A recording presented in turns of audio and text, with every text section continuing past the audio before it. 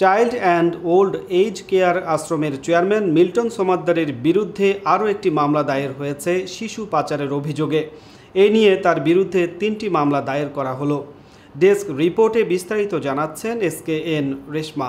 Mirpur model থানার ভারপ্রাপ্ত কর্মকর্তা মুন্সি সাব্বির আহমেদ বৃহস্পতিবার দুপুরে এ তথ্য নিশ্চিত করেছেন। তিনি বলেন, মিল্টন সমাদ্দারের বিরুদ্ধে এখন পর্যন্ত 3টি মামলা রুজু হয়েছে।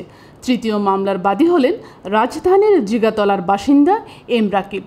জাল মৃত্যু সনদ তৈরি করার অভিযোগে তার বিরুদ্ধে প্রথম মামলাটি রুজু হয়। এরপর তার আশ্রমে টর্চার সেলে মানুষজনকে মারধর করার অভিযোগে আরও একটি মামলা রুজু হয়। সর্বশেষ তার বিরুদ্ধে মানব পাচার আইনে আরও একটি মামলা রুজু হয়েছে। এদিকে মিল্টন সমাদ্দারের বিরুদ্ধে অপকর্মের বিষয়ে জিজ্ঞাসাবাদের জন্য 7 দিনের রিমান্ড চেয়ে তাকে আদালতে পাঠিয়েছে ডিবি পুলিশ। এর আগে বুধবার রাতে রাজধানীর মিরপুর এলাকায় অভিযান চালিয়ে মিল্টন সমাদ্দারকে গ্রেপ্তার করে ঢাকা মহানগর গোয়েন্দা পুলিশ। সম্প্রতি মিল্টন সমাদ্দারের বিভিন্ন অপকর্ম নিয়ে গণমাধ্যমে সংবাদ প্রকাশিত হয়। এরপর থেকে সামাজিক যোগাযোগ মাধ্যমে তাকে নিয়ে শুরু হয় সমালোচনার ঝড়। মুখ খুলতে থাকেন ভুক্তভোগীরাও, যদিও কয়েকটি গণমাধ্যমে সাক্ষাৎকার দিয়ে তার বিরুদ্ধে ওঠা সব অভিযোগ অস্বীকার করেন মিল্টন সমাদ্দার।